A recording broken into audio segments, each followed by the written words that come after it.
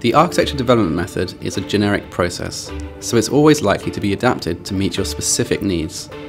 Here we look at some of the key points to bear in mind about the architecture development cycle. You don't have to tailor the ADM to your needs, but you might want to adapt it to meet your enterprise, your geographic region, your industry sector, or so that it fits with other frameworks that you might be using. You might also need to change the cycle if you don't have the ideal resources or competence to use the ADM as published. You should also consider realistically the value that you'll get from each cycle. In fact, the ADM is iterative, and each time you use the ADM, you need to make a fresh decision about the breadth and level of detail that you need to define.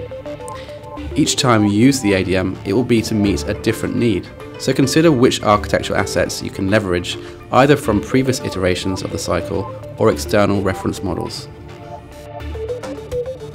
Each phase of the ADM is defined in detail in Part 2 of TOGAF, where the objectives and approach are defined, along with the inputs, steps and outputs for each phase.